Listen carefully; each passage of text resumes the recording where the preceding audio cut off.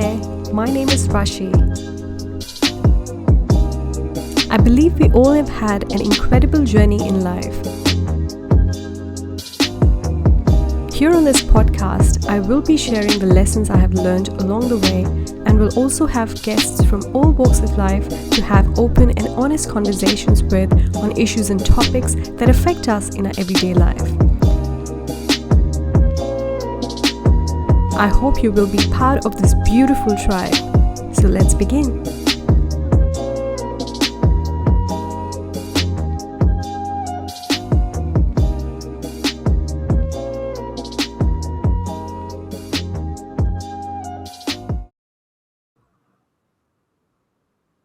Wow. Got the notification. Recording in progress. Oh, let's just begin. I have no introduction whatsoever, and I don't even know where does this fit into my whole podcast idea, because I just want to start talking and I just want to get on with my podcast because it's just been such a long time. Well, you used to publish relatively frequently, like once a month, right? Yeah, it was even better than that. It was sometimes twice a month, but it's been a while. I think the last podcast I recorded was last year in October or sometime. And then I have just been okay, Doing I'm life. going to do it now. I'm just going to start it in March, April, but just never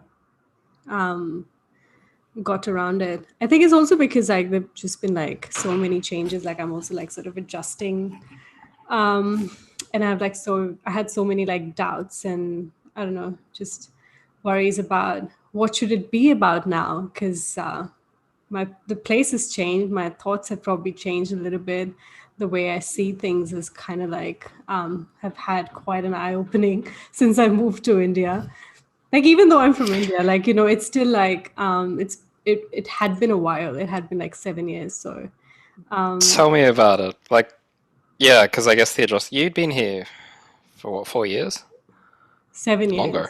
Yeah, 7 Oh years. yeah, a lot longer. Yeah. That's a long time away from home. Yeah, that's a really long time. I mean, it's not like I didn't visit home. Yeah.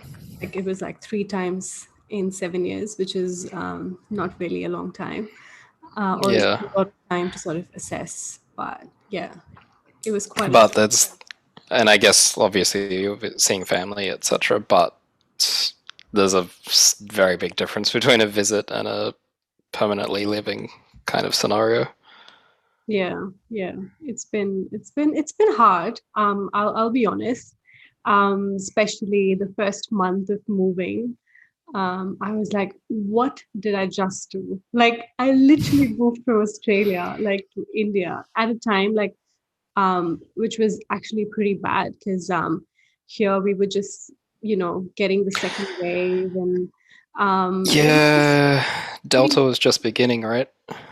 Yeah, exactly. So not the best time. And I always fall really sick when I move back. Every time I come back here from Australia, I fall sick for weeks. That's exactly what happened. But yeah, the first month. What kind of sick? No, it's just my stomach, and I get fever and I get cough, cold. It's just the usual. Not COVID, luckily. But yeah. Nice. I mean, not nice, but yeah. But not you. Tell me, because we have never done a podcast before, and I was just why have I never done a podcast with Philip? Because I think we definitely I see you as this a voice, from a friend's perspective. I see you have a very moderate voice in terms of you do have strong opinions, but the way you present it is very in a very polite sort of moderate fashion, which sometimes I tend to usually maybe not always. Yeah, and at least you come across as someone who's kind of has his ears open to both sides of the argument. So it's and we have had some to and fro like back and forth, like conversation. Some of your Instagram stories are absolutely wild. I love them. Yeah, sometimes I'm like so impulsive. I just post things, and then later I just get the backlash, and I'm like, oh, I didn't think about that. But yeah, So that's how it is. it's interesting you say that though, because I think where I've been, say, a little more callous than I normally would be in the way I express an opinion, it's most predominantly when I've done it off the cuff or without thinking about it too much. Like, I think I shared a couple of stories maybe a month or two ago, and I referred to the Premier of Victoria as a communist dictator. And I think, like, I was very, very angry, and it was off the back of a particular news piece. I don't even remember what it was. Some other ridiculous restriction that nowhere else in the world has. And I don't even remember what I said, but I remember posting something, and I got a couple of responses back that were callous in response, and a few people unfollow, etc., etc. But it was like, at the end of the day, I did. Yeah. At the end of the day, I was like, I'm more and more comfortable with expressing stuff like that now, because at the end of the day, I just don't care, and like I didn't know who unfollowed me except for I think 2 people, and I was like, oh, I didn't like them anyway, so perfect.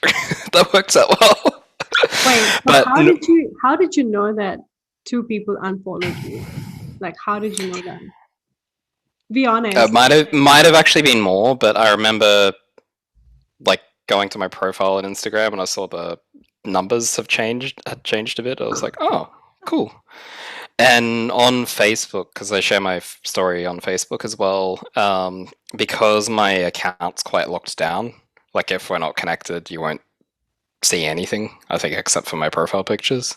But when you open your story on there, and you see like who's viewed it, etc., there's always a little thing down the bottom that says others.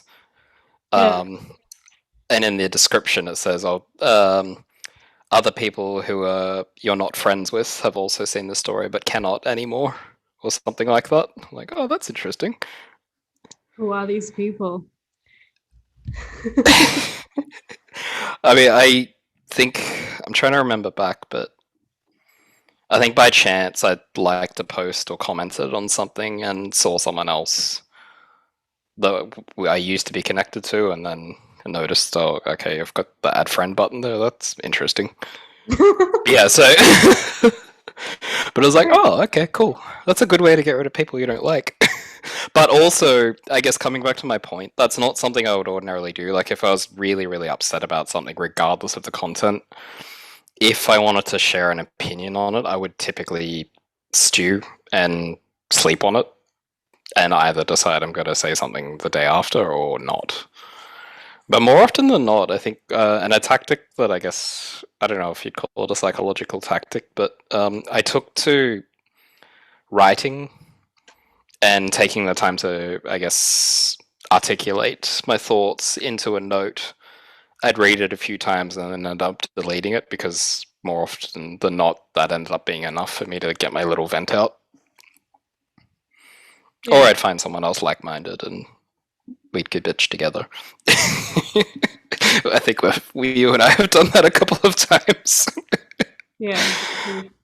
No, that's exactly like I've been through. Like I think, yeah, I've had like I keep getting these people like following me and then unfollowing me, and like I also know that some people who have like unfollowed me, they still stalk me and they want to know what I've posted.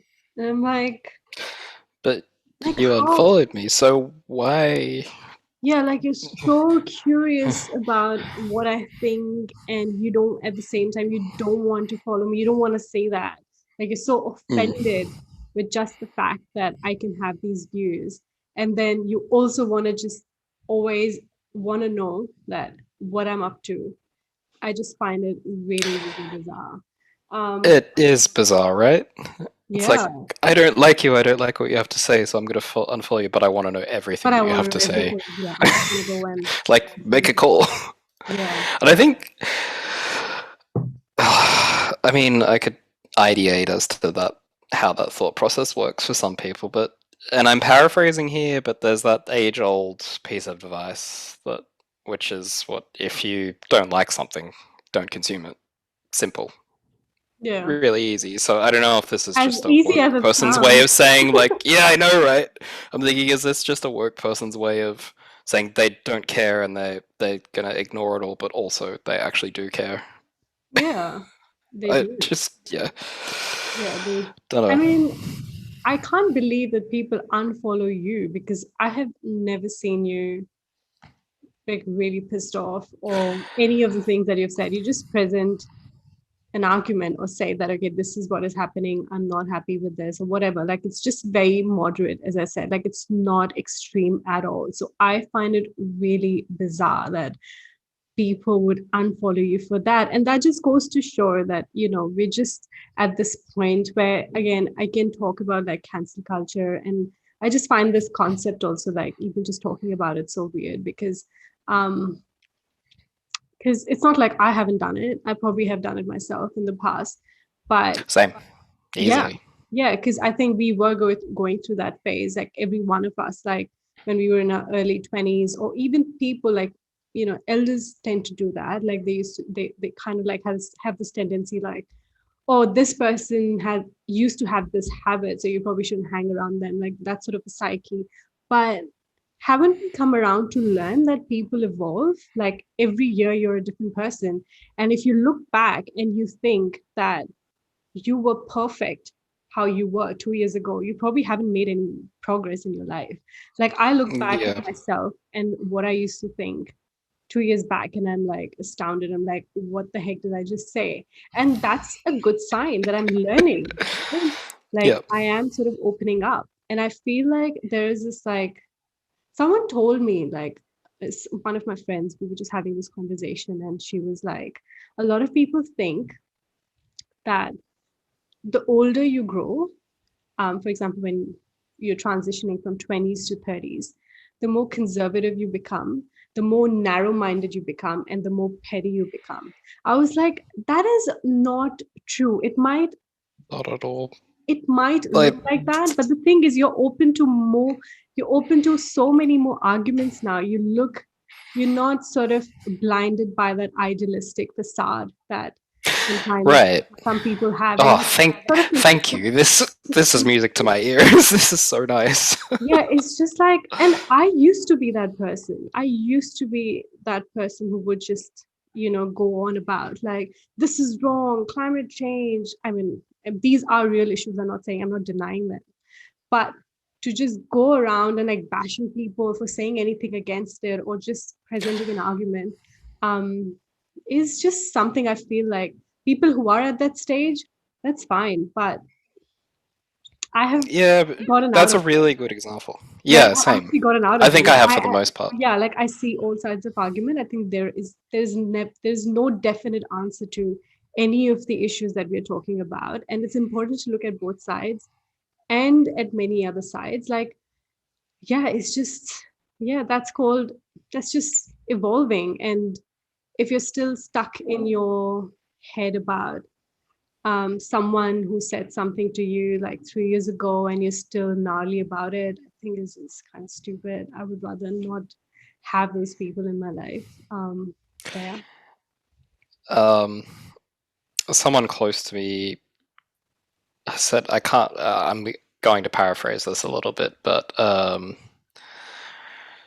talking about thought processes and, hate, for example, is a strong word. You could say you hate someone, but that would imply that they are still occupying space in your mind. Um,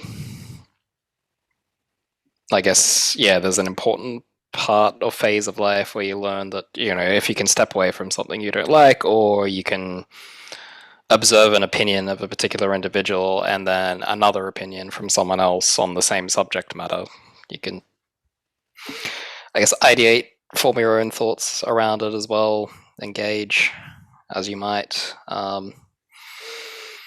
If you don't like one particular opinion, fine. But yeah, on the flip side, that particular person you might disagree with, 3 years down Yeah. the track, to your point, you're our minds have likely evolved quite dramatically as well, so you could probably talk about it again in a different light. Yeah, exactly. Yeah. Before we dig into some more similar, I don't know, just thoughts. It's gonna get juicy. Yeah, I'm just like over the fact that I have to be like politically correct and I have to say the right things and I have to look nice and decent and polite, which I am otherwise anyway. Like, but I also want to call out a lot of bullshit that's going on. Yeah, but yeah, before we like get into all those things, how are you? Like, how actually are you? I know you have been in lockdown. So sometimes I feel that I'm lucky that I'm in India right now because I actually kind of escaped a longer lockdown, even though we had lockdown for 2.5 months. Yeah. When I, Yep. yeah. But yeah, like how has it been for you? Dreadful. I know that's a loaded word, but I think, and I don't even know what to compare it to because it felt like such an unusual, prolonged, ongoing experience. Like last year, I mean, we're worse off this year, but you remember lockdown last year all too well, no doubt, right? Yeah, I think back then knew a lot less about COVID itself. We knew a lot less about a pathway out, etc. And at some point, we went from chasing low case numbers to zero, etc. But I think for the most part, I saw an end in sight in my mind. I was like, okay, things are going to get better eventually. Blah blah blah. And come the end of November, we started seeing that come to light, and we had this phase of grace, you might say, for the past few months up until July, realizing that we're currently in October. But yeah, I think it was lockdown 5 here. It was a short, sharp lockdown. I think that lasted 2 weeks. And I remember even then, like looking at numbers, stats, etc., thinking, okay, yeah, I can see this being okay, and I still kind of remained optimistic. And at the time, I'd committed myself to a bunch of different things. Like I had this exercise regime, I was dieting again, I was in dance classes 5 days a week. I'd signed up for a couple of performance teams, and I had things going, and I was really into it. And I've got my side project as well. Like I had all this energy, and all despite being busy, I still had time to see friends. It was kind of nice in a really sort of unusual way. And yeah, I remember coming out of lockdown 5 and thinking, okay, I had a little break, but back into the game. And then not more than a week later, the current lockdown was announced. And I don't know what happened, but I just felt like I gave up hope. And I ended up in this, I don't even know how to describe it.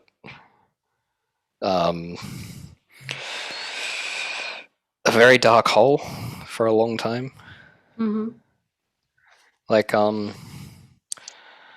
And I know, I think anyone who I've connected with on a deeper level in the past has had some sort of, I know this sounds a bit morbid, but I guess the people that I've connected with most throughout the last decade of life have gone through something either traumatic or really eye-opening or really confronting, and have learned how to come out the other end and then be able to apply those skills and evolve them over time. But I think the state I was in, I hadn't been in that kind of state for, at this point, 6 years. Mm-hmm. And perhaps this is cliche, but I'll call it an anxiety attack. Mm-hmm. And thinking you've probably experienced this in some form where your heart palpitates and you feel like you can't breathe, and it can sort of come and go hours at a time. That you feel just utterly helpless. Yeah, so that was easily the first 2 weeks of this lockdown. Like, I just completely shut down. And I remember, I think the lockdown prior, I saw a bunch of friends say they were going to sign off social media for some time and like delete all their news apps, etc. I was like, maybe that'll work. Might be a nice idea just to disconnect from everything and figure out how to process it and get back up on your feet again. I feel like that made things worse because I did that. I think I was offline for 2 weeks, and I remember the first 3 days I just felt isolated. And like I live with a flatmate, obviously, a friend I'm very close to, but even still, it's like, you know him, of course. um, yeah, I just felt isolated, even still. That was really, really bizarre. Didn't want to talk to anyone, didn't want to acknowledge anything. And I guess when I am trying to process something and not doing particularly well at it, I take to trying to do things, or I'll assign myself a project. So the example in question here was our shoe rack broke, and I was determined for like 3 weeks to fix it, and did a trip off to Bunnings before lockdown. Got some wood cut, etc., blah blah blah, and had it sitting there. But I remember on a particular day when I was at my lowest during this lockdown, thought, all right, I'm gonna get to it, get at it, and it ended up just being a frustrating mess combined with tears and frustration, I suppose. Like, I think because I had the wrong size drill bits, I'd broken another one. I'd broken a screwdriver head along with, and like, I'm not particularly great with my carpentry skills, but I'm not bad either. But this particular day, just everything that could have gone wrong with that project went wrong. I'm like, I don't need this. I'm already in a really shitty headspace.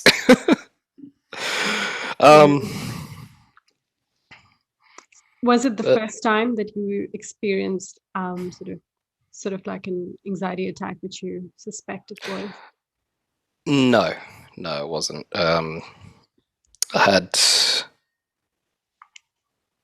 for a lack of a better description, quite a rough patch of life. I was 25, 26, and I was more or less a precursor to moving to Melbourne, in that it was kind of a fresh start, you might say. But moving to Melbourne from where? I used to live in Sydney. Oh, okay. So I moved down here in April 2017. Okay. So it hasn't been that long, but nice. Yeah. No, I think the first time, and other people that were there at the time were my mum and my sister. I actually don't remember it. I just remember being told that it looked like I was going to vomit. It was very incoherent, in tears, but I actually don't that's just a blank space in my mind. And I've had other episodes since here and there, but not recently until now. It's been an interesting time. Yeah, I guess the lockdown kind of triggered it even more, especially given that it's been so uncertain in terms of when it's going to end. It's just been like prolonged for far too long now. That's the thing. I think, it probably didn't help that I allowed myself to enter that space. But back then, I had all these things lined up and ready to go and goals to kick, and they were all just shut on in an instant. But here we are, 8 weeks later, and we're still in the same boat. And I think I've figured out how to put myself back together, and I'm doing great now for the most part. But more than anything, I think, and along with a lot of other people are just getting frustrated.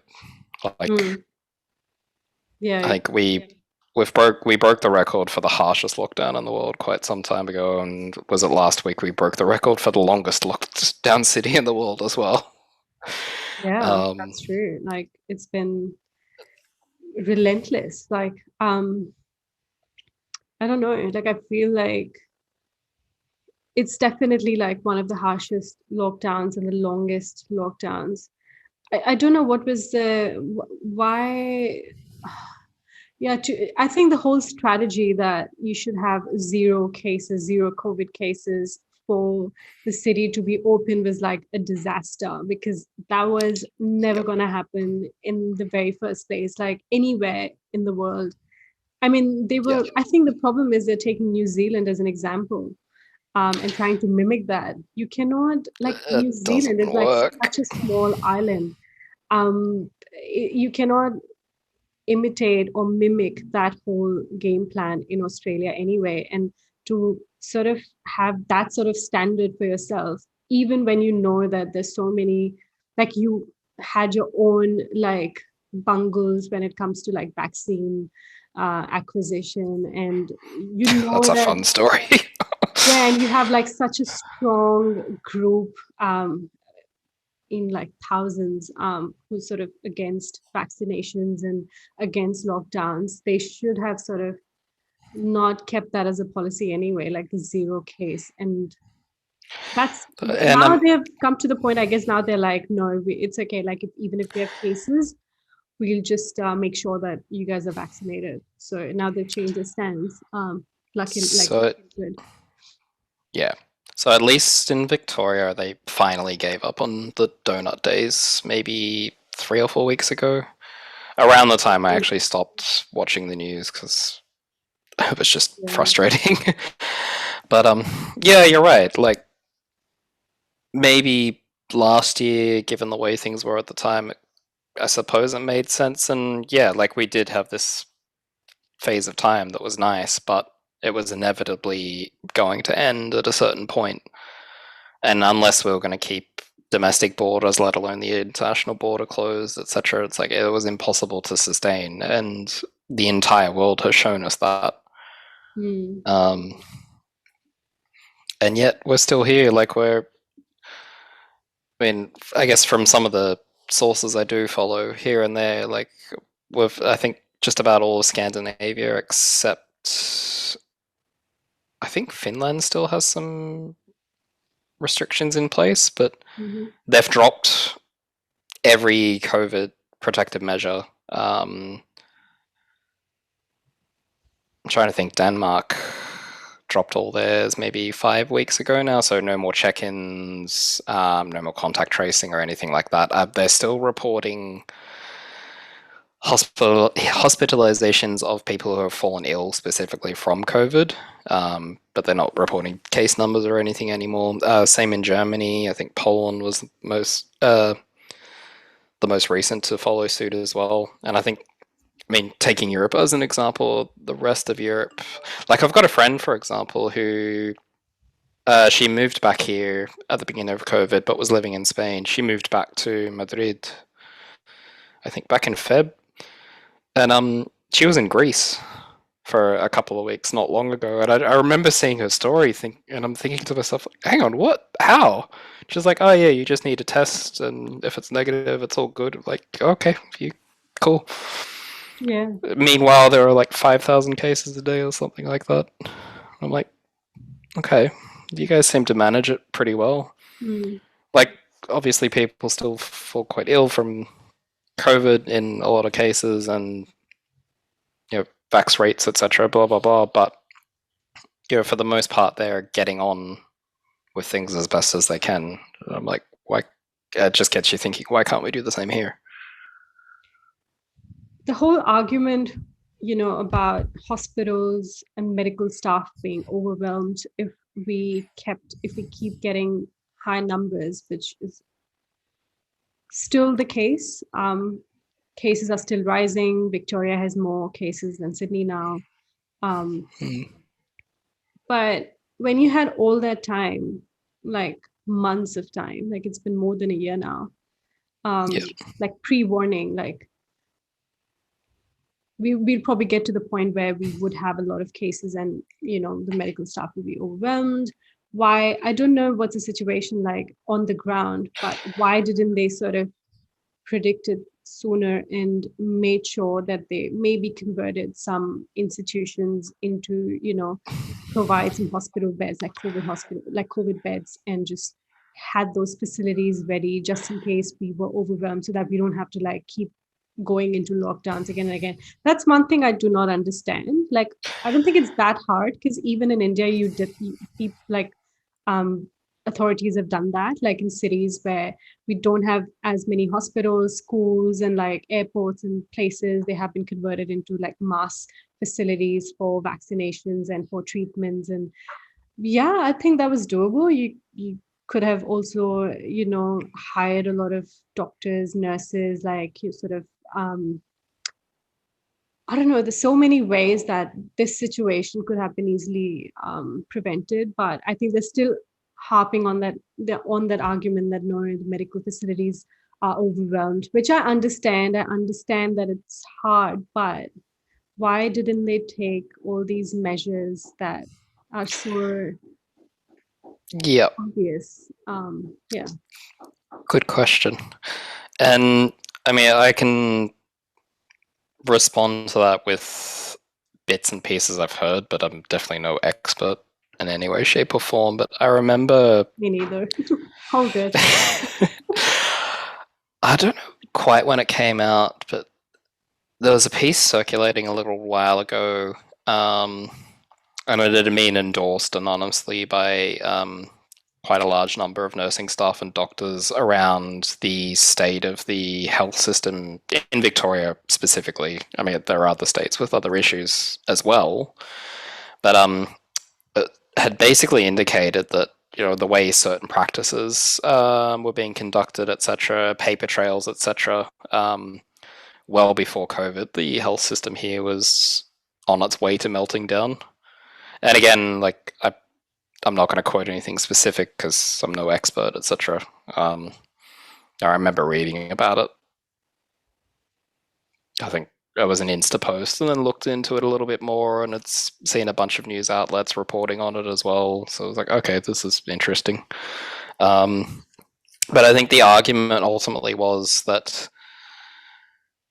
yes, the health system here has its issues for a variety of different reasons. I guess administrative and the way certain things operate here and there, but that's now being used as a scapegoat for trying to keep COVID cases in hospitals low, not necessarily because we don't have we have the facilities, just not enough of them. But that's more or less become the scapegoat for trying to justify lockdowns, amongst other things, etc. Or one of the scapegoats, I suppose you might say. Yeah. Do you think it's going to be all right? Because the government has said that once 70 to 80% of people are going to be vaccinated, they will open up the economy, businesses, restaurants, bars. Hard to say. Honestly, I don't know. I mean, we're again like quoting pretty well the rest of the world at this point. We're seeing the rest of the world open up, or seeing a lot of other countries that have already opened up, and they're dealing with adverse, really, really significant cases as best they can. But for the most part, everyone's operating normally. I'd like to see us in the same position. Well, there's another there's this fallacy in this whole 70-80% people will get vaccinated and things will go on track, because even then you'll have 20%, 20-25% who will not be vaccinated. And I don't know if you know, but it's been pretty much proven now that Delta cases are more, like 70% of the cases, like Delta cases, are sort of, from the age group of 20 to 40, and 70%, or maybe like less, I think it's like 40%. And then even kids are getting Delta. So even kids are now not just the sources, but they're also like carriers of Delta infection. So regardless of your vaccination status too, right? Yeah. And from what I've heard. The problem is like most of the people from this 20 to 40-year-old age bracket, they are the ones who are kind of like not for the vaccines, as far as I know. So you would still have a very high chance of Delta being spread around by people. So again, it's not a foolproof strategy anyway. So there's pretty much. That's the thing, though, and I guess, I mean, I for the most part agree with using vaccination rates as a target for opening certain things up because, well, like we've already discussed, chasing our precious donut days was just not a sustainable method at all. But yeah, it's interesting you say that. So I think the last I'd read about, I guess the latest data on I think specifically efficacy of the different vaccines, but how they work against various strains and the likelihood of still potentially being infected with COVID, but minimal hospital risk, etc. But how contagious it still is. And again, this is something I read a little while back, but I just remember this particular piece indicating that you're almost just as likely to catch or become a carrier of COVID and asymptomatic and pass it on regardless of whether you're vaccinated or not. So I guess in my mind that means, okay, if you're going to hang out with a bunch of mates or go to a shopping center, etc., and it's floating around, you're likely to get it. You're probably, I mean, unless you've got underlying health conditions, etc., you're probably potentially not likely to feel any symptoms, as are other people. But with that in mind, then what becomes the measure there on after? Then I guess, is that going to influence whether or not certain stores or settings can be open or not again? And I'm wondering, like, seeing countries like Denmark, Poland, Germany, for example, like, they've just scrapped everything. And I guess more or less treating it like flu.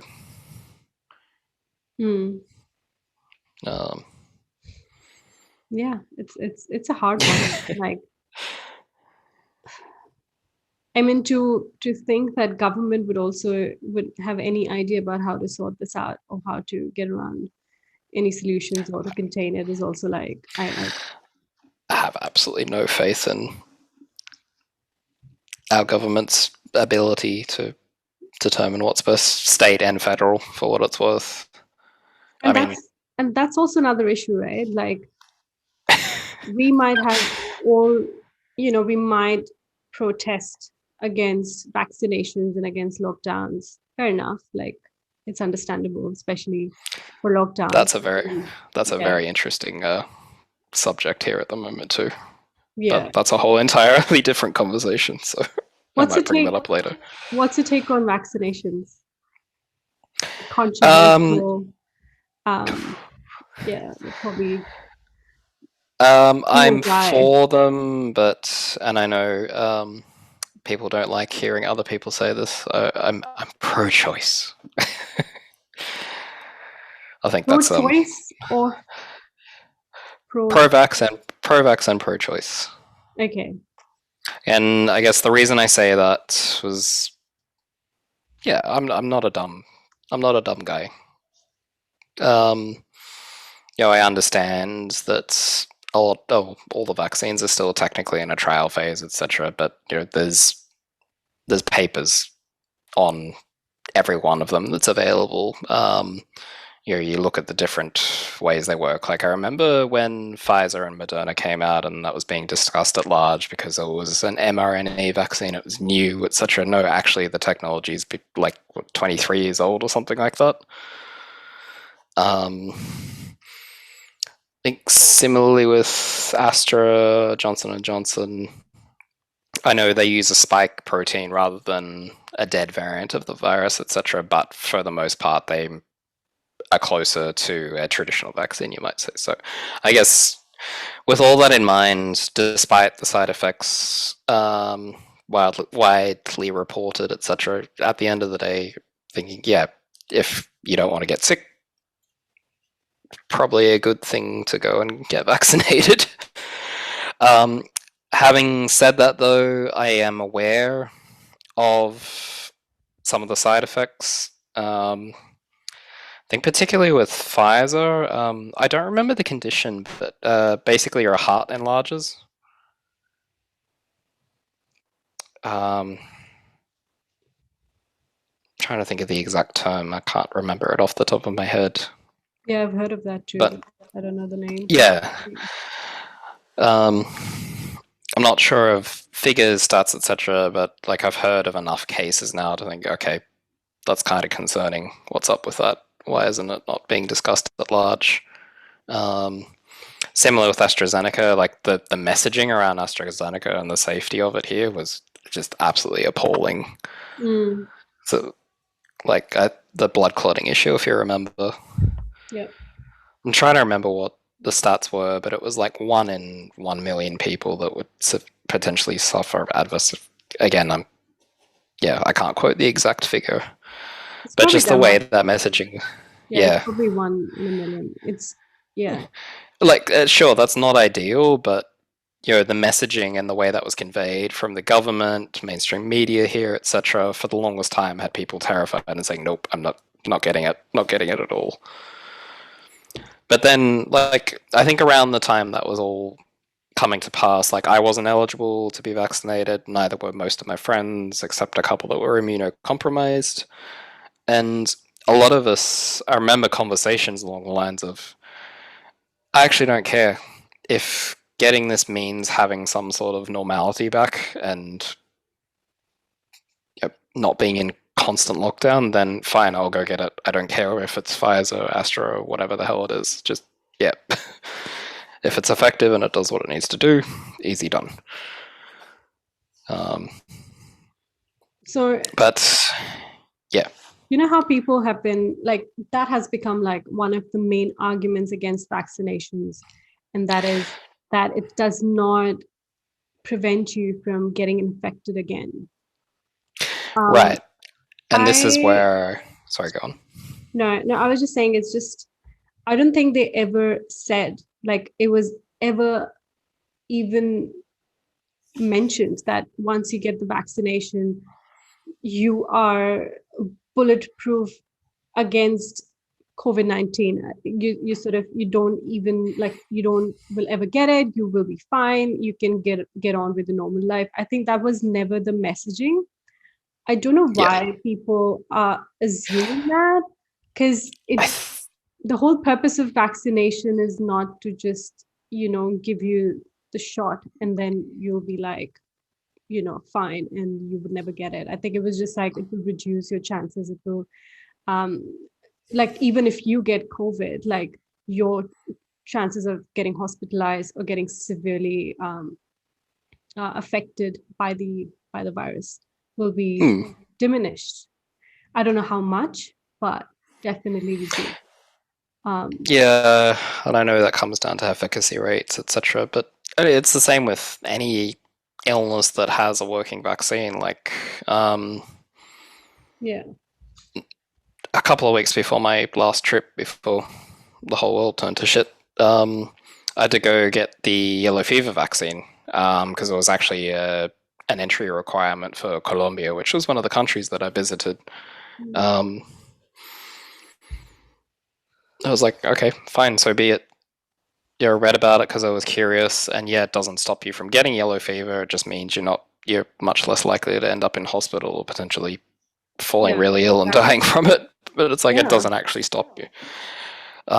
Flu shot, same as well. Like, I'm one of those people that goes and gets a flu shot every year, and I know, and I think the 2 flu vaccine products that we have available in Australia, both of them average at 46% efficacy. So, you could argue they're not super effective anyway as well. But again, same thing. I know various flu strains are generally much, much less contagious than COVID, but that doesn't stop you from getting it. Just means you might end up with what feels like a cold instead of struggling to breathe. But no, you're right. Sorry. No, I was just saying that I've also heard crazy stories, like, few of the people that I know They're like, I know, like they personally know 5 people who have had severe side effects, and yet they're not willing to mention the side effects, who these people are. Well, they can obviously hide their identity, but I'm not just going to go on a whim and be like, that person is right. Like, I'm just not going to believe that, because Yeah. that has probably not been the case anywhere in the world. Like, one person knows 5 people who all have had severe side effects that are debilitating and that have like really hampered their life. I've seen Vaccine, plenty of cases like that, like on the socials and various things, but personally, no, I don't know anyone. I don't know anyone. I live in India and know a lot of people. We have a lot of people here. Naturally. I haven't heard anyone.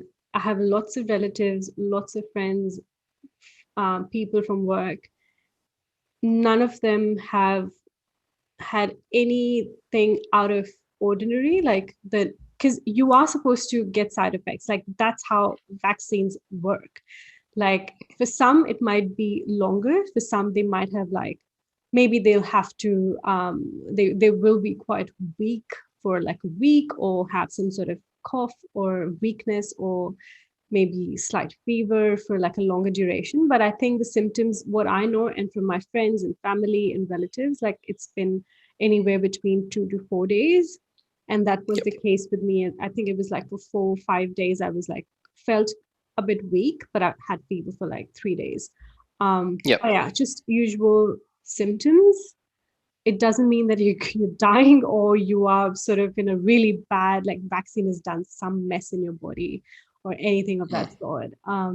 Again, I'm just speaking from my personal experience and what I have known from people and what I've seen myself.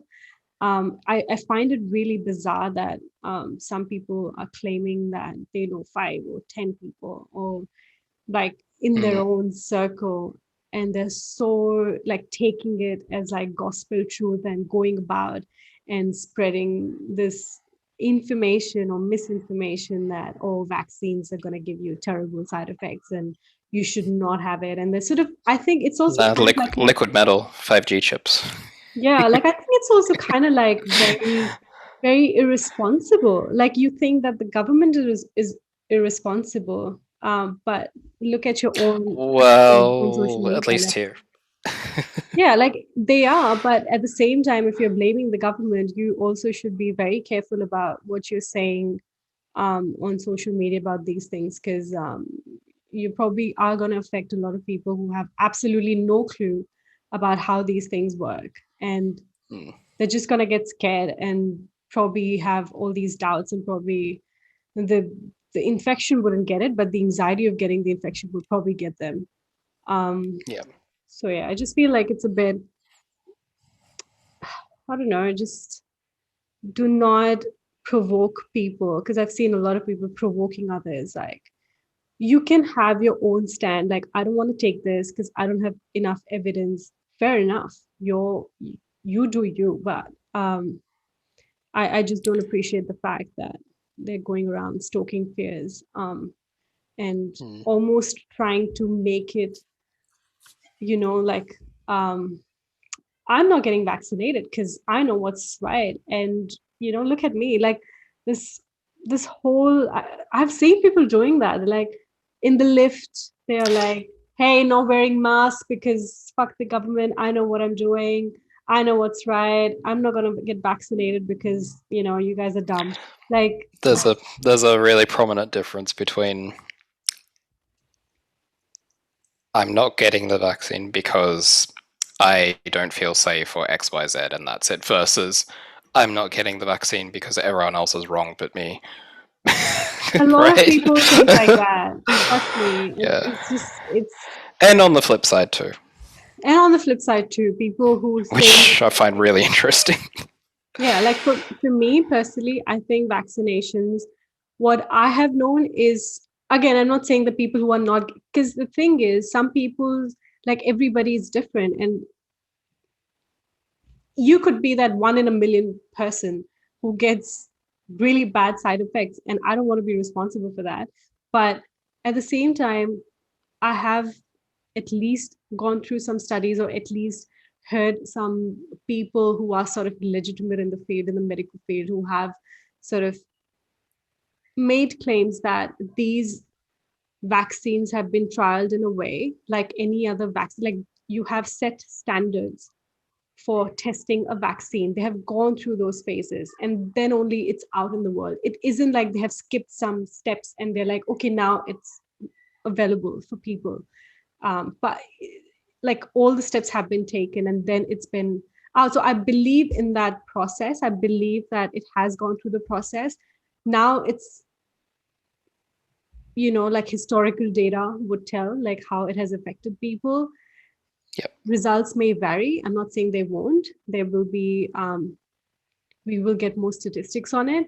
But overall, like, what I think there was this, well, the doctor was from WHO, and many people don't believe in WHO, but he basically was saying that the vaccines have, like, for any severe side effect to sort of show up, it takes anywhere between day 1 to day 60, which is like 2 months time, when it will actually, you would know, like, if something severely wrong has occurred in your body, or something that has terribly gone wrong. So that's like that's the limit for any kind of bad symptoms. Yeah. And I think we have enough data now. A lot of people have gotten vaccinated. It's around the world. So, yeah. Various programs. I think the earliest program started in just November, December last year, from memory. Yeah. So, like, it has been a while. But it's like, hearing all this, to me, I guess just reiterates the importance of learning to observe different opinions, observe different really definitive research, and then make a call based on that. And both sides of the fence generalizing, I guess, to your point, and to echo and agree with you, it's frustrating to see certain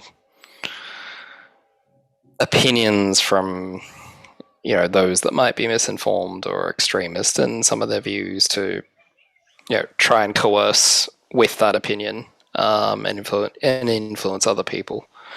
But I guess ultimately, I think that's why helped me form the path that I've ended up on, being pro-choice, also pro-vax. And I guess the reasons for that, I mean, obviously reading a lot and trying to understand things myself, but, hearing opinions from not only rational people, but Rashi, being rational. And also, very, very well-informed people who are qualified. And to give you an example, I know a couple of friends that are medical professionals. A friend who's a doctor, works in the ER ward. Well, I won't disclose information.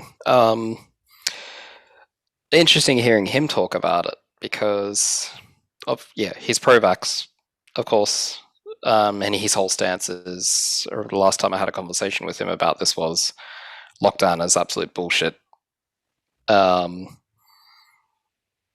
get vaccinated.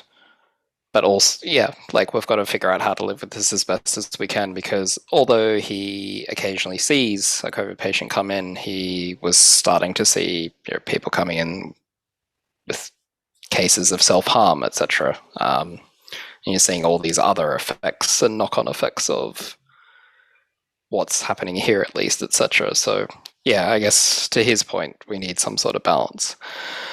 Then I have a couple of friends who are nurses. And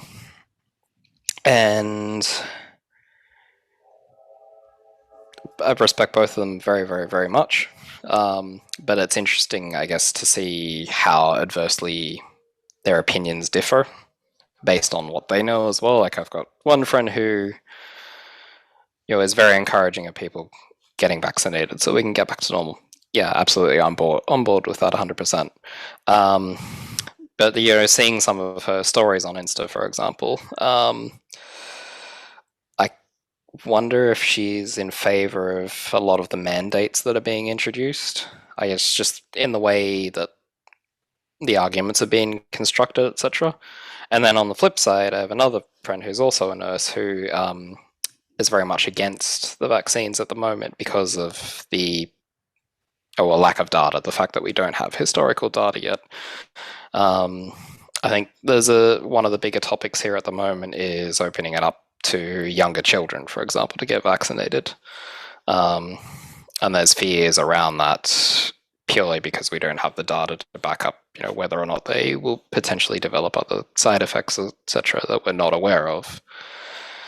And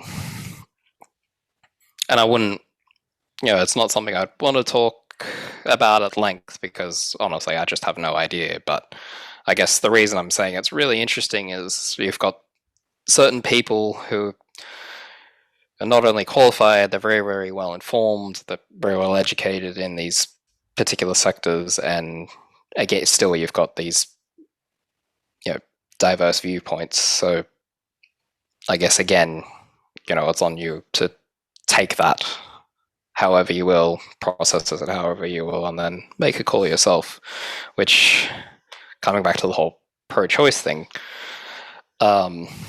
that's where I'm starting to become quite frustrated with the way things are being run here in that.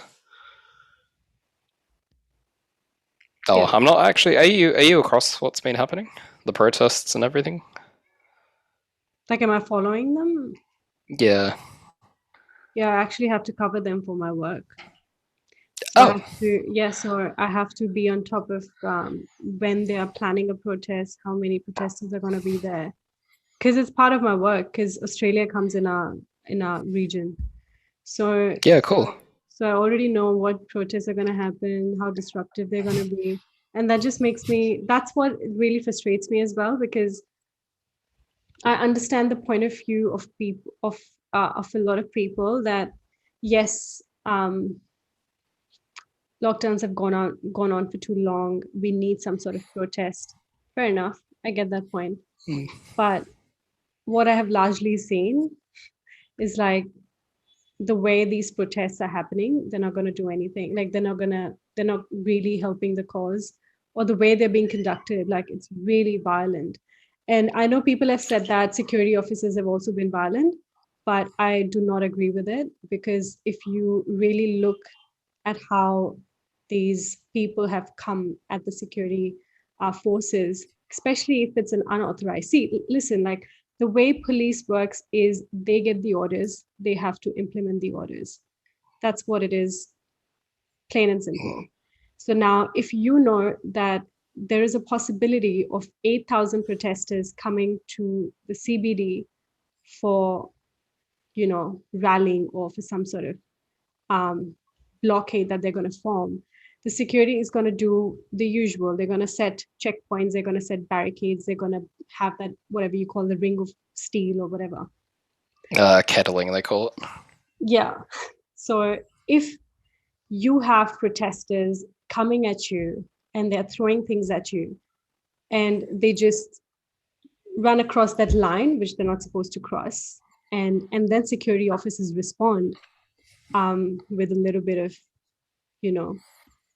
harshness. That's I think it's how it is. Like that's how you deal with protesters, especially these protesters are not like, oh, they're just coming with placards and they're just like standing there with holding candles. They're really violent. I've seen some videos that are actually pretty bad. And that said, I've also seen some security officers being very violent as well. But their violence was in response to the violence. So I think it's not as bad as it's been made out in terms of like the police crackdown. I think it's definitely bad the way protests have been carried out. Like it's like, imagine them dealing with these protests for more than a year now. Every Saturday, every now and then. They were really small scale though, right? Because I know there were protests last year, but like I never remember hearing much about them. Just that it was a few dozen people at a time, etc., and then they grew. And in the last, I guess, 3 weeks now, they've absolutely exploded. It But it's interesting absolutely hearing you is. say this, so I feel like I should send you some film clips from what I've seen. Yeah, I guess the definitely one. send me, because the ones that I have seen a lot of clips, and and to be Did you honest, see the Flinders Street one? Was it last week, I think? the Shrine of Remembrance one. No, there was. I mean, there's a heap. There's a heap of footage from there, but I think on the same day, there's a clip of like someone recording on their phone, obviously in the middle of Flinders Street Station, like where all the food places are. And this guy who was probably drunk. Like, if you can catch what he's trying to say, he sounds like he's a bit off. He's not, but he wasn't hurting anyone. He was just there saying something, and this cop comes up behind him, grabs him by the head, and slams him into the ground. Oh, that's not good. Yeah, so I've seen a See, lot again, of stuff like that. I'm not justifying some police officers' action, because I have myself seen a few videos where I saw a security officer. He just came and he was probably running after other protesters, but he saw this lady, like a really old lady, and he probably Oh, was the old angry, lady. and then he just like literally, I don't know, That's just been slapped her or such an. something. He pushed her to the ground, then maced her in the face, and then her. I don't know if he was And then he back just up or they left. were in the same squad. Yeah, and then Then a cop right behind was like, "Oh, I'm going to spray in the face too." oh, But that was fascinating to observe, though, because there was so much footage of it. There was a little bit of coverage on mainstream media about it. But then there were a bunch of people starting to claim that it was actually a 34-year-old male in a wig. Of like, that and can that happen in actually, Australia. I can very well vouch for that. right? But it was just fascinating to see because and observe, because you can see quite easily in the footage that it was an elderly woman, like not frail, but 60 plus. And then a few days later, there are like a couple of, I guess, Instagram accounts, amongst other things, like publishing photos of and saying, this is blah, blah, the 34-year-old male. It's like, it's clearly not. But how that narrative ended up becoming a thing is beyond me. I'm like, oh, people actually believe that? Really? Like, what the hell? Yeah. So My I guess, yeah, yeah. my whole point is that, yeah, I just see a little bit of exaggeration, like in terms of the crackdown on. I obviously think the military deployment in Sydney was a bit too much. The clips of the helicopters circulating the beaches telling people to go home. Yeah, I mean, Like, that was next level. I was like, oh, that was what? like, oh, that's crazy. Like, I get that. That's a bit stretched. But I found it surprising coming from New South Wales too, because I'm like, hang on, Victoria is the authoritarian capital of Australia. What's New South Wales doing taking our thunder? exactly. But at the same time, I understand the authorities, like these authorities' concerns as well, because probably they are fed up. They're like, can we just get done with these lockdowns? We don't want to be in these lockdowns. Can you just stop these protests? Because if you look at the drone footages, like these, like there are too many people. They're like thousands of people, like 4,000 people on the streets. How do you expect? I think major the the major deployment of police forces in like a decade or so since 2002 was on September 25th, September 18th protest. They had like 2,000 police officers deployed in Melbourne when that whole thing, like they had blocked off Sydney, and then people came on. Was that? Yeah, that was the Saturday one. I think that was September 18 or September 19. That was like the police had like the biggest deployment. All I'm trying to say is like it can be made out to be like the worst thing, but it's all happening because of the stupid lockdowns and That's the thing. I feel the frustration of the police as well. Like if I had to deal with these fucking angry people every Saturday, I would lose my shit. Like I would literally lose my shit. And I A don't lot of blame them them. are. Yeah, I a lot of them definitely, aren't angry though. That's the and thing. I'm not That's what I find condoning frustrating. I'm not condoning the bad, like just being violent out of, you know, Yeah, and I out of think nowhere. anyone rationally minded would Yeah, argue the same. It's like, it's just not necessary. it's not necessary. But at the same time, if you have like thousand people coming at you, I totally support it. Like, I think you should definitely crack down on them, because most of them are, first of all, anti-vaccination.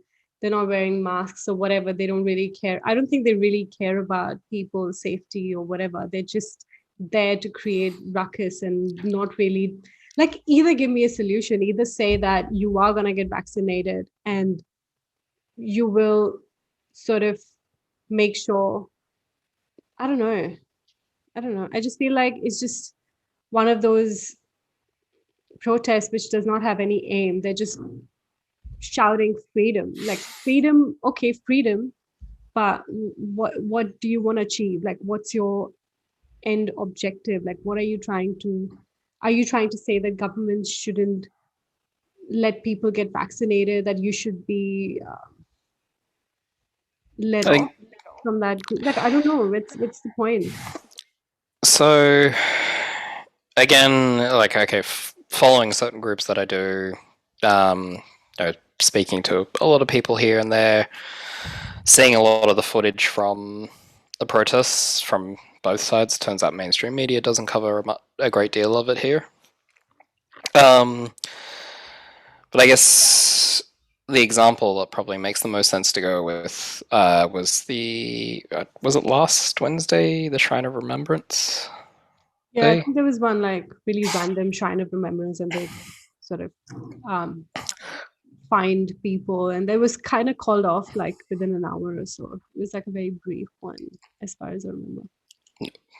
No. So I remember. No, wait a minute. No, I don't know. I'm confusing it with some other one. I mean, there's been countless. Like, there's been protests every day for the past 2.5 weeks now. Longer. So that particular day, and you've probably seen him, but have you spotted that live streamer that's, he's grown, his name, I think his name on the socials is Real Rukshan.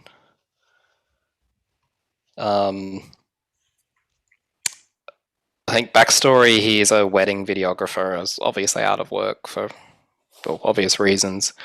But he gained a massive, massive following really, really, really quickly because he ended up going to the protests, has media licensing, etc., and documents on him, so he's legally authorized to be there. But all he did was bring his camera gear, whip it out, and was just there all day. I guess looking for different things of interest, or being part of whatever march it was at the time. But I think that particular day, I don't know if it started out the front of the CFMEU office. I think it did. But there was a gigantic march through the CBD. I think Channel 7 had an aerial chopper up at the time, and they had posted a couple of photos and a video of the crowd around Flinders Street. And, like, it was easily 4,000, 5,000 people. Like, you know that intersection at Fed Square? Like, Fed Square was full.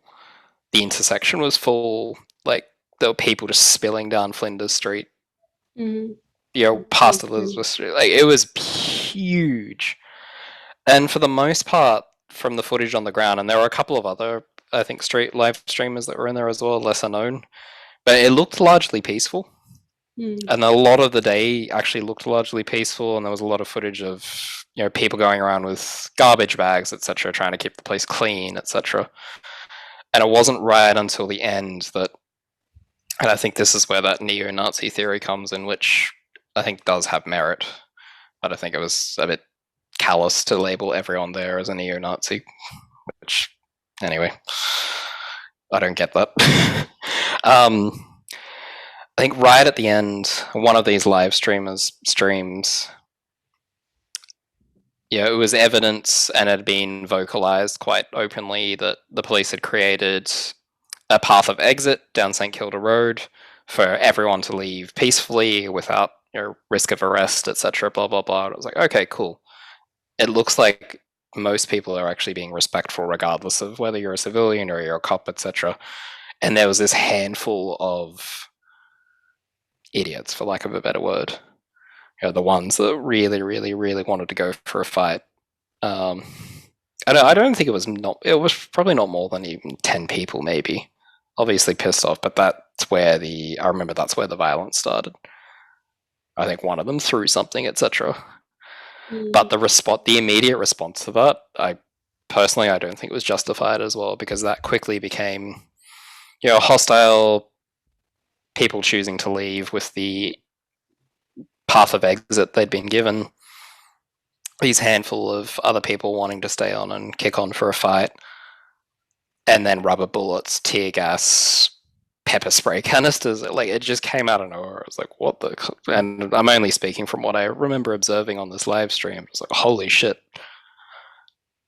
Like, you hear the live stream in the background. He's like, okay, so they're getting the guns out. I said, oh, I gotta run. Like, oh shit, Wow. what the hell? Wow, that's pretty intense. But so I've seen a lot of that footage, and I think that's what angered me the most. Like, the justification, I guess, that's being used for what I've seen to be really, really, really adverse, violent reactions from police. And there were a couple of other things, like the old lady, for example, on the Saturday protest.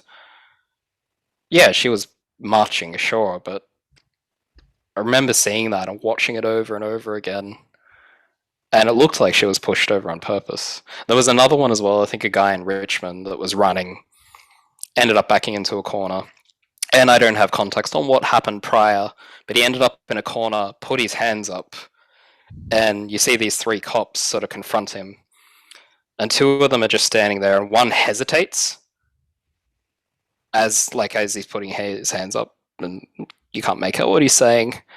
You see this cop hesitate just for a sec, and then think, nah, fuck it, then punches him and knocks him to the ground. It's like, I can maybe understand the heat of the moment and all that, but also that's kind of not okay. And same on the other side as well.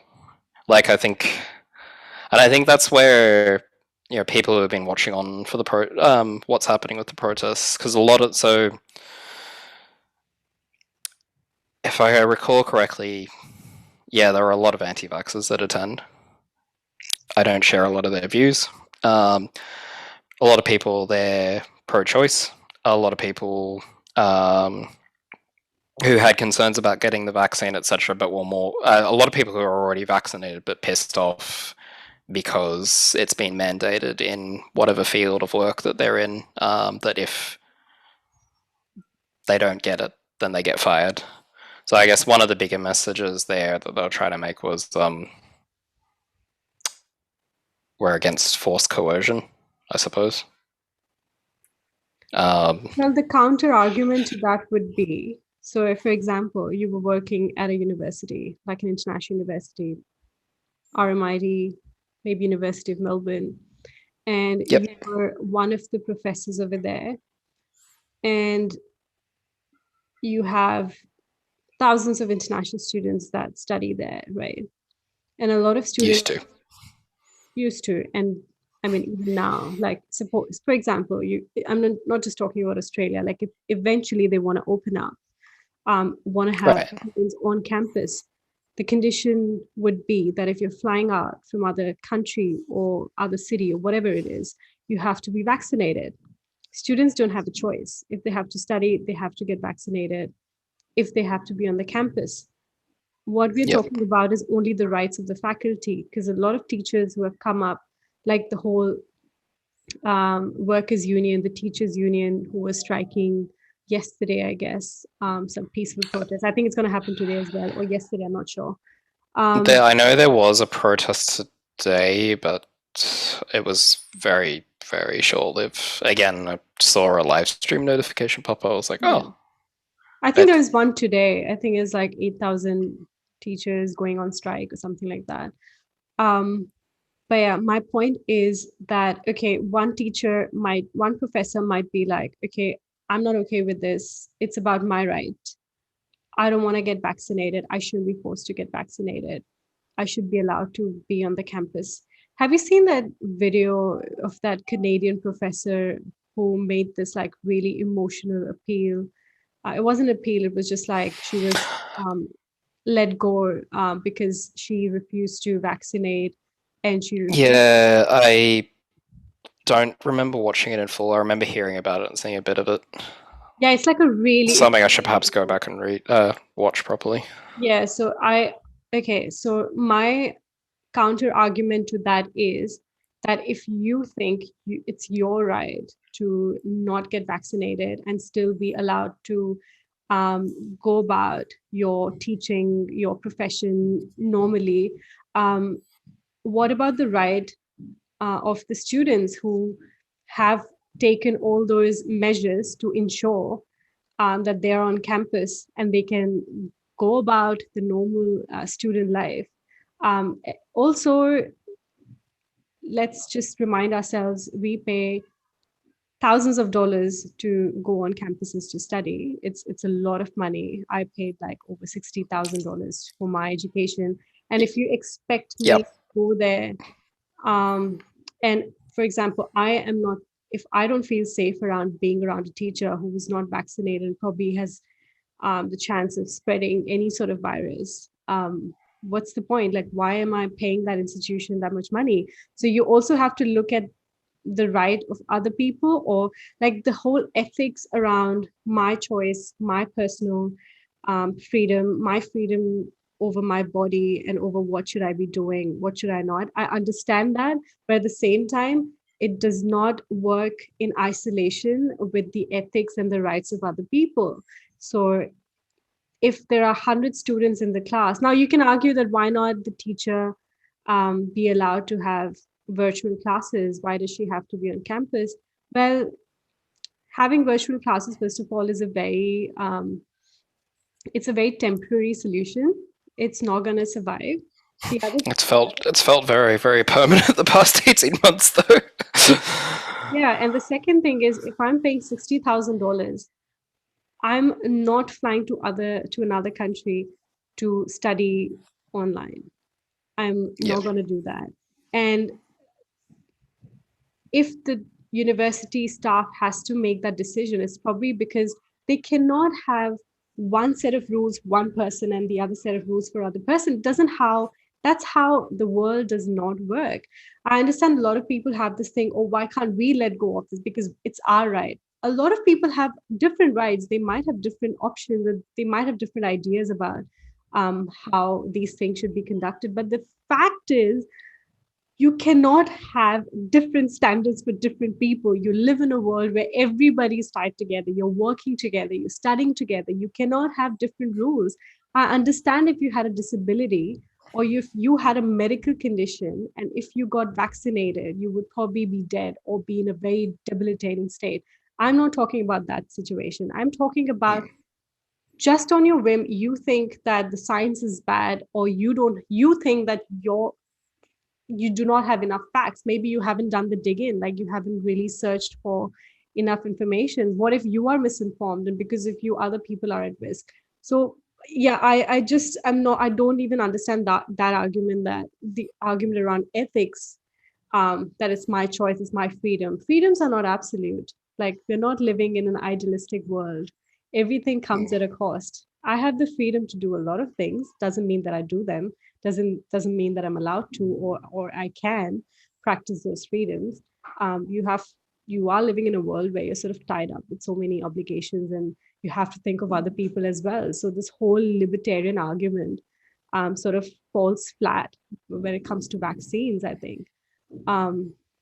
But yeah, what do you think of that? Like, universities can't be like, okay, these professors, they don't want to get vaccinated. Fine, we'll let you be on the campus. Rest, all of you, thousands of you, have to get vaccinated. Like, it doesn't work like that. It doesn't work. This is not Mars. This is Earth. Like, you have to live in a real world. Yeah. Mars is a real world. Just none of us live there.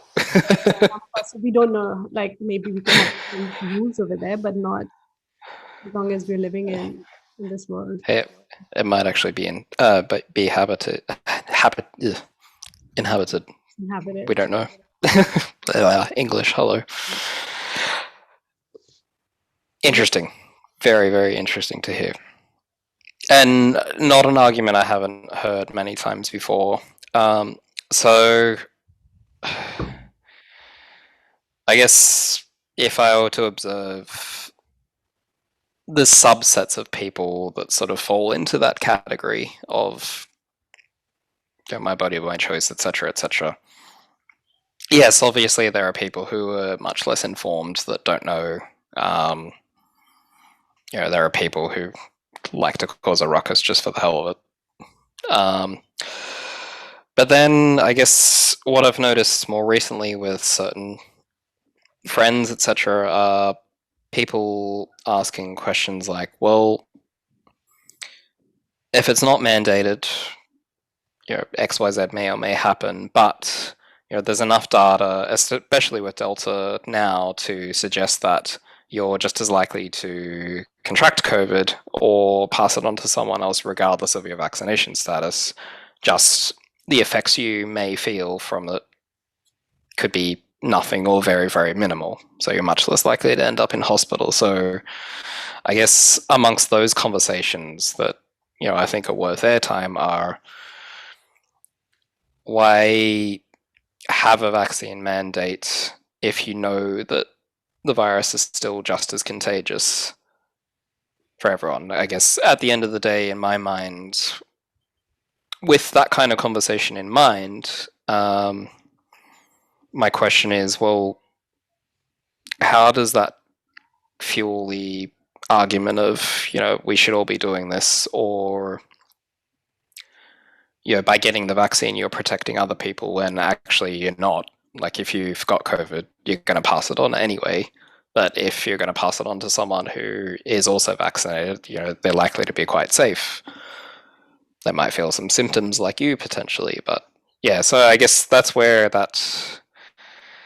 I find that argument on a deeper level gets quite intriguing, because I guess it got me thinking, well, yeah, okay, a mandate is a mandate. I could perhaps understand it in certain industry sectors, but then telling someone that you have to get it because a governing body said so, based on this justification that you're saving or protecting other people. Well, no, actually, the data actually says no. Again, you're likely to pass it on if you have it or not as well.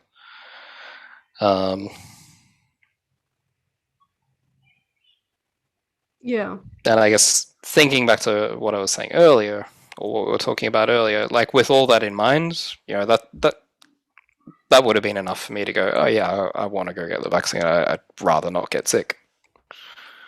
But me going to get it doesn't necessarily mean that I'm not potentially going to end up with COVID and passing it on to someone else. So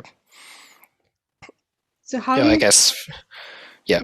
What's the solution for it? What do you think the government should do?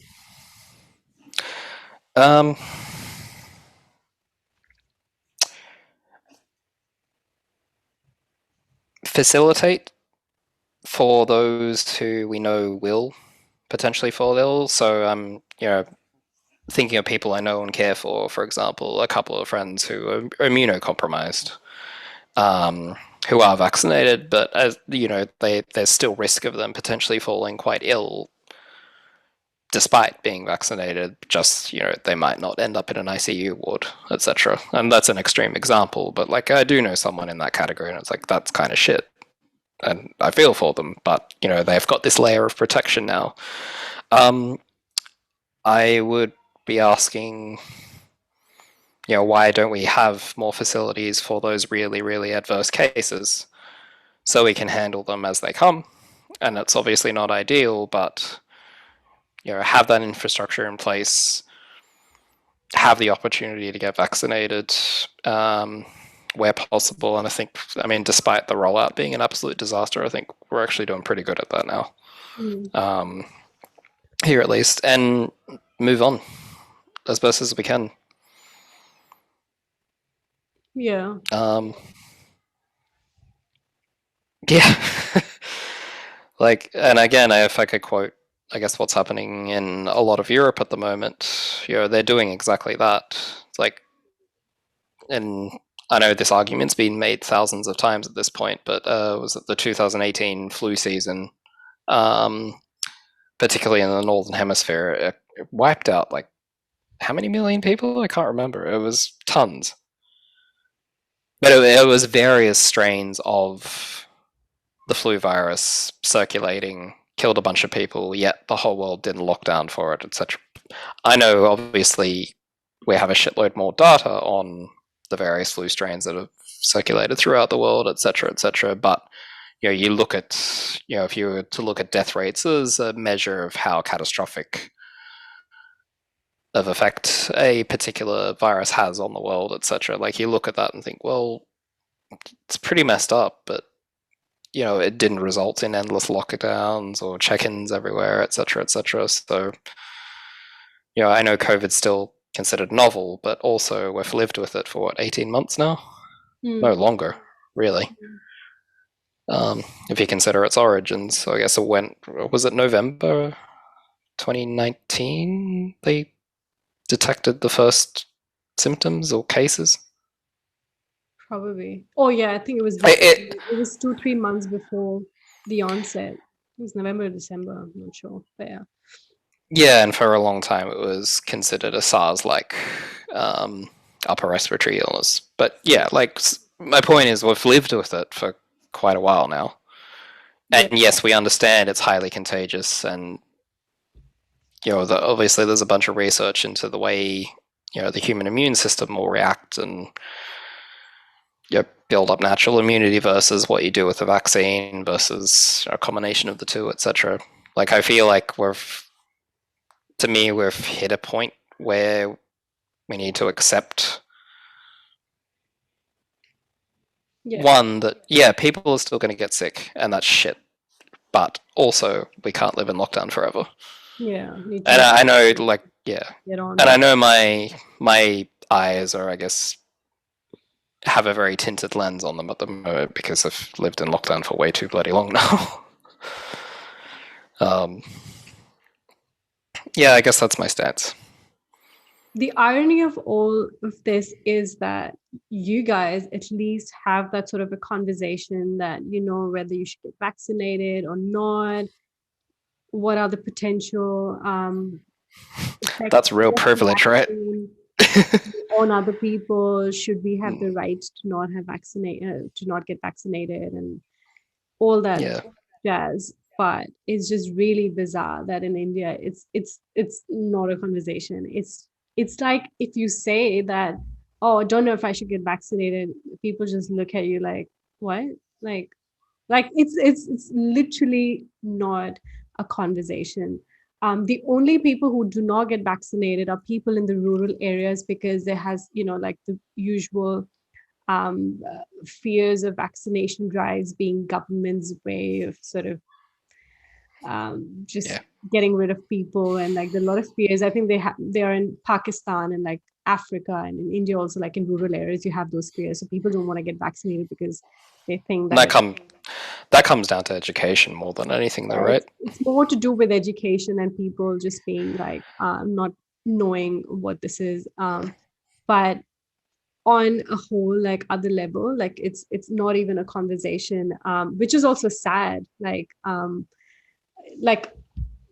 Yeah, it's just no. I think the other problem, not the problem, but it's also like I'm just sharing how like the developing countries look at Europe and Australia and America, and we just go like, what the heck are they talking about?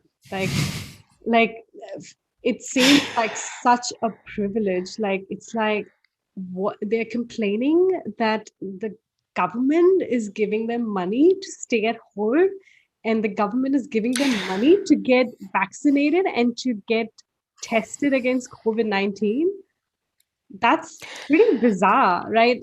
We are giving money for getting vaccinated. Like, we do have free vaccination clinics, but nobody goes there because it takes you hours to get vaccinated. But we have to pay money if you want to get vaccinated soon. Like, nothing is free. Government has done shit, like hasn't done shit, and yet no one's complaining. And I also think that I do think that it's a matter of privilege when it comes to like these debates, because when I was in Australia last year, I know a lot of people who are now complaining about lockdowns. they were the same people who spent all the money that they were getting from the government. And it was a lot of money. It was like That was generous. $3,000 for a month. And I know people who have spent all that money on shopping, and now they're complaining that they don't have money to pay their rent or pay their bills. Like, That's interesting to see these people change, right? yeah, I'm just like, I find it really fascinating because I'm pretty sure you know of people that have actually taken tests to get the money, and they go every month, get a test. I actually don't know anyone personally who's done that, but I know, I remember reading a lot about it. Like, I know that sounds kind of typical. because it's just like the point, like it just sounds very bizarre that, and yet you have complaints that government should keep providing you the job keeper, which I understand some people really deserve it, but those people who deserve it should get it, not the ones who are just like sitting on their asses complaining about every other thing in the world. And then I find that really, that's what is really frustrating to see, because when I came here and I was like, I have no money, government's not giving me shit, and I have no say when it comes to my vaccination. I just have to be vaccinated, even for work. I can't say like So it's just a blanket mandate? No, it's not a mandate, but it's just like I can delay it. But at the end of the day, if I want to get back to the office, I probably would have to get vaccinated. It's just like not, well, I work for an Israeli company and everybody got vaccinated over there in Israel. But it's just not a conversation. And I find that really fascinating. Like I see the pros and cons of it. Like I definitely see the pros that people are working in unity. We're just getting ahead of it. We're not, dwelling on it. We're just like, okay, let's just get it done with. Let's move on. Like, who cares? Like, we're not dying. Like most of us have gotten vaccinated. Everybody's fine. Let's just move on. Let's like, they have better things to talk about. There are better things to put your mind to. But at the same time, it's also like, we are not having any deep conversations about what the government is trying to do and how it can sort of manipulate us into doing things that we probably don't want to do, but we're just like coerced into it. Which I think here is probably an underlying argument for why so many people are frustrated. And on this particular topic, like government aid, etc., it actually does make me think of two close friends and their situation, and I guess the way they've reacted to a lot of it. And I want to share this, but I'm thinking, do you mind if I request a bathroom break? Oh, yes. Because my tea has done its thing. I'll just edit it out. Okay, cool. Give me 2 minutes. I'll be quick. Don't take 10 minutes. No, take your time. Two. Maybe 3. So we were talking about, I guess, the roles of governments in this. And I guess as you were speaking about, or how it is in India, how, the conversation that we're having now, how a lot of the conversations and debates or raging arguments in some cases here, that it's kind of a blessing and a curse that they happen here. I guess thinking about two people really specifically, and their thought process on this, and how a conversation I had with one of them, I think last week, was quite eye-opening. So I guess the reason I say it is, I think my views and opinions on the Victorian state government are probably pretty well known. I don't like them. You don't like the Labour government anymore? Were you a supporter of Labour government? I mean, growing up, I was never particularly too interested in politics. I think it's only been in the last 5 or 6 years I just started paying attention to, what parties advocate for, what they support, what they don't, etc. Learned how Parliament works here, which I don't know why it has to be so complicated. It's a pain in the ass.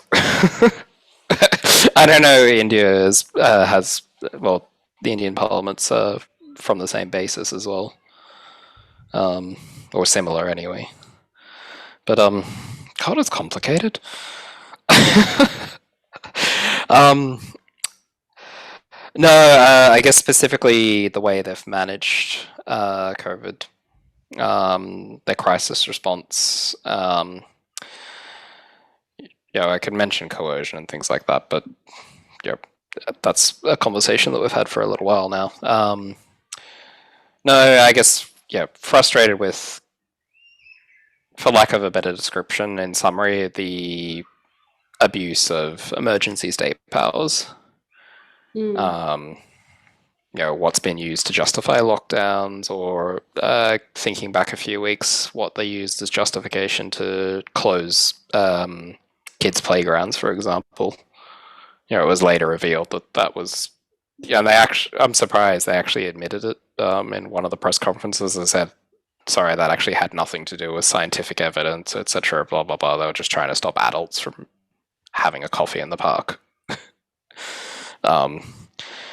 But like the adverse effect that had on, I remember reading something about a couple of parents with autistic children, for example, speaking out about it because, trying to raise a kid that's, say, quite high on the spectrum, for example, there's going to be certain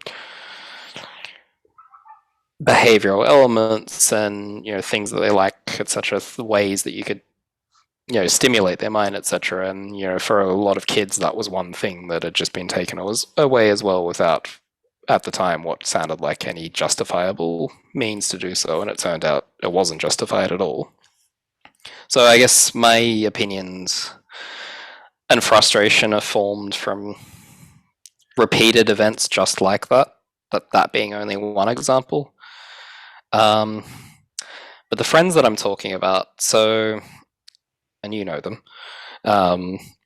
they are here currently on a student visa.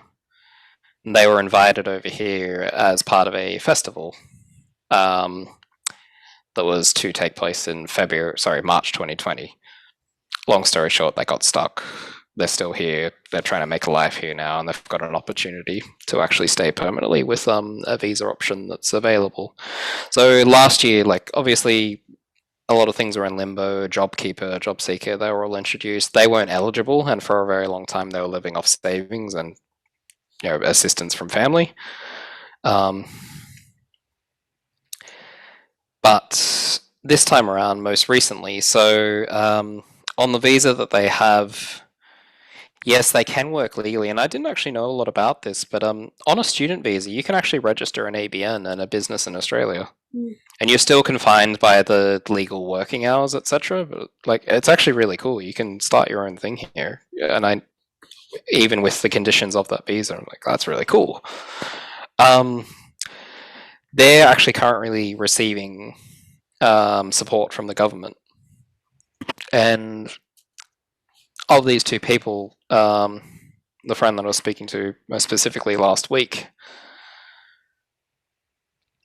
the way she'd spoke about it, I mean, she spoke with gratitude, but at the same time with absolute astonishment. I remember her opening it by saying, I know our opinions differ quite a bit, but we respect each other. We're pretty tight. And I know you don't like the government here, etc. But for this person, not for me, receiving support money from the government because they can't conduct their business normally in the state that we're currently in is just unheard of where they come from. Assistance from the government is just, it's is this real? Is it happening? It's just yeah. Yeah. And it was a really fascinating conversation to have because it was for me, it was for one, I was quite astonished as well. I was oh, I didn't even know you qualified. Because in my mind, this whole time, they were living off what little savings they had left, etc. No, it actually turned out they're quite safe.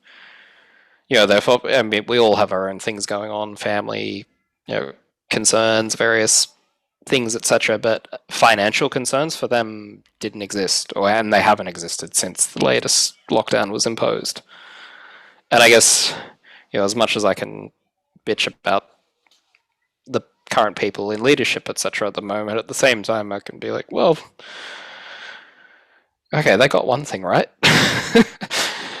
And they are sort of like to as much as they can. Like I personally think like it's pretty damn decent. Just thinking of the fact that I had to get 2 COVID tests before boarding the flight to India, and then one time before that because I had doubts that because I was ill, I had to get COVID test. Just getting the test, taking the test, I got $900 in my bank account for those 2 tests. $900. That's all right. A month rent easily. Like if I'm, for any decently. No, legit, that is. Yeah. I'm thinking for me, that is a month's rent, easy. And for some people, it would be month's rent plus bills. Like it's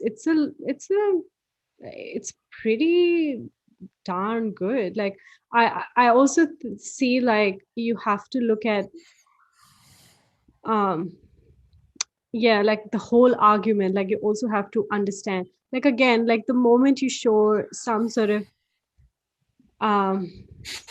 you sort of praise, like, okay, the government is doing this right, government is doing that right, you sort of like looked upon as like, oh, you just don't understand the concerns or whatever. The concerns are there, very valid concerns, but at the same time I also see the other side and I'm like, okay, if I'm getting the financial assistance, which can mitigate so many other issues, because a lot of our mental stress is also coming from financial stresses, like where are we going to work, we don't have the money and all of that jazz. So yeah, right. It takes off some of that mental stress. Yeah, and mental health is a big thing. Like I get it, I totally get it. Yeah, and hopefully you guys will be out of lockdown soon. I really, really hope so. I do think knock on wood. I do understand the point of lockdowns. Like it made sense in 2020 maybe, but I think in 2021, maybe like not after April, May. I think it now is just getting to a point where it just, that it's away. I think, was it the 18th September protests? That was, I don't know if it was that day or another day that was labelled the day that Melbourne cracked. I just think, thinking back, like, yeah, that does seem like a valid argument because, yeah, to your point, last year when we were still discovering just how messed up COVID can be, what it can do, how contagious it was, lockdown made sense. And living in Australia, it's obviously a very wealthy country. Like we could afford to lock down, could afford to provide support, and I know not everyone got that support, but for the most part, with all this uncertainty, it made sense. But to your point, this far down the track in 2021, like it just seems to make less and less sense. Yeah, it definitely does. Like we're also looking at Australia and being like, okay, they still have a lockdown. Like it's been really. Okay, ridicule in some cases, depending on the news outlet, but I'm trying to think. I think Pablo actually sent me something, and another friend. It was just a snapshot of coverage from different parts of the world. And obviously there's a lot from the US, but a lot of European countries, Indian coverage, amongst a whole array of other countries, basically saying like something really weird is going on in Australia. Here it is. No, it is. It is make a lot of sense. No, it is definitely a bit like extreme. but I'm pretty sure this is my um, understanding, and this is what I think. I think you guys will be out of lockdown end of October. This is what I really think. I love your optimism. No, I think you will, because what I have seen is like Dan Andrews has stuck to, as much as people don't like him, he has stuck to what he has said. So when he said that we won't get out of lockdowns if we don't have zero cases, he made sure that happened. But now he has said it on record, and that's also the stance of federal government.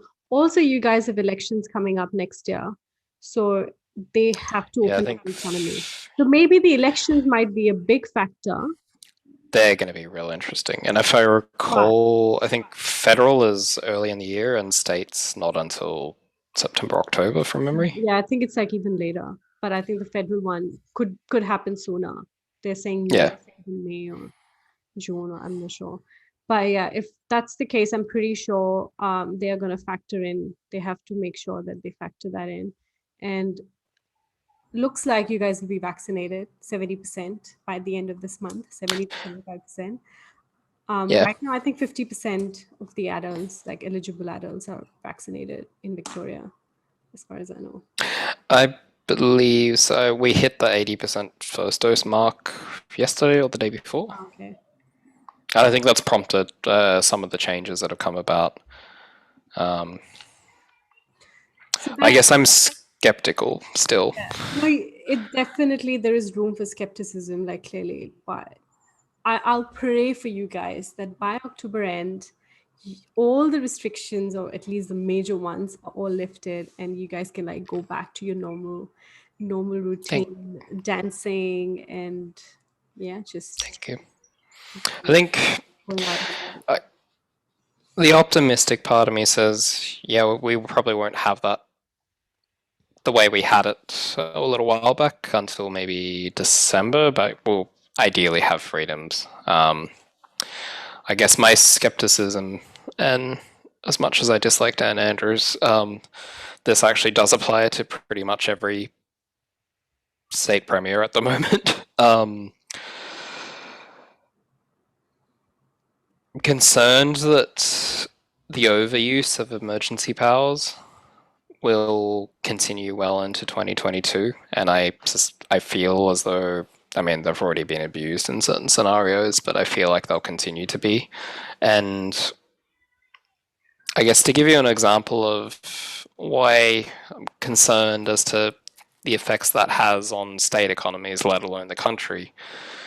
So they announced yesterday that the international border is going to reopen next month, so a month earlier than planned. And trust me, I'm like 95% booked, committed, to a trip already. But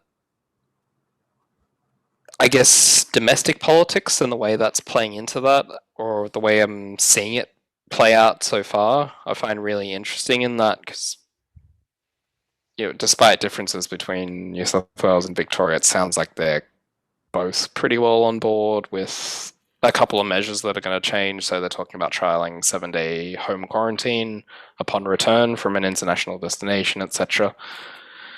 But the way it currently stands, and the way they're looking at playing out the international border reopening, it looks like it's actually going to be easier to travel in and out of the country than it is to travel within.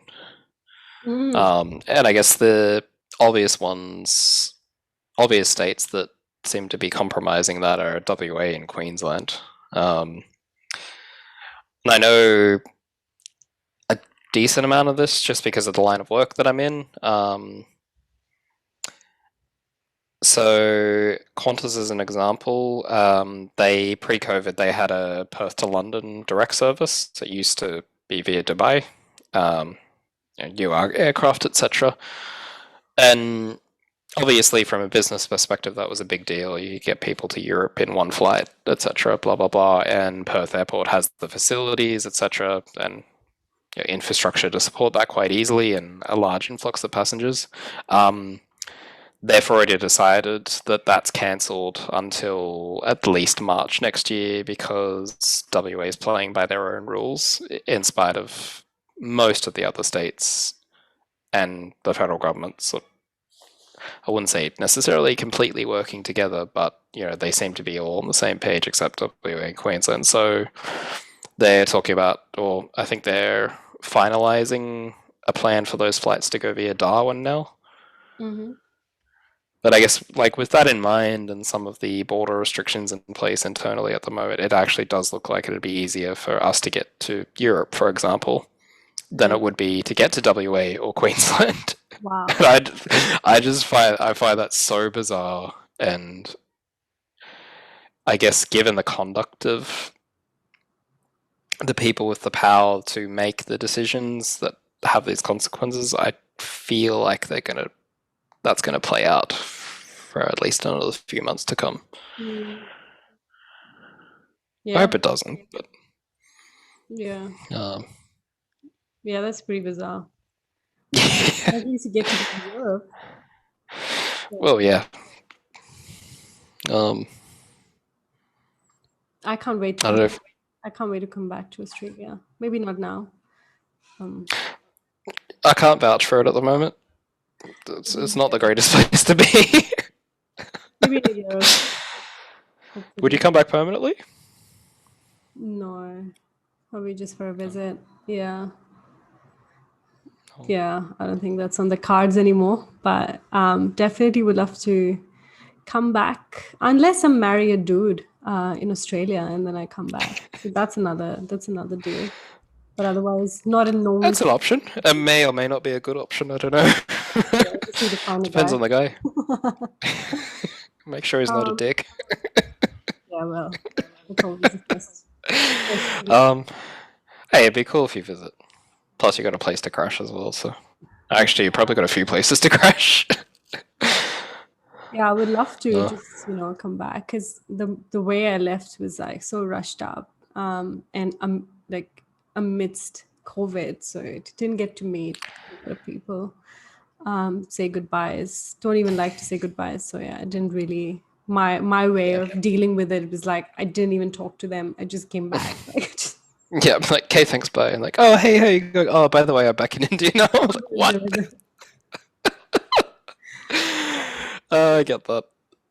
Similar deal with my birthday. Yeah, but I'm not big on my own birthday, so I'm just I'd rather let it fly under the radar. Yeah, thanks for the chat. I think we talked a lot about COVID, and it's good. I really wanted to, because this whole COVID has occupied our minds. Let's be honest. As much and but yeah, I feel obligated to somewhat apologize because I didn't want that to dominate this conversation, but also no, that's completely fine. I mean, if there's anything that any two or more people in the world could relate on, regardless of background or status or gender or ethnicity, whatever, that one sole thing in the world that everyone can relate to or relate together with is COVID. So.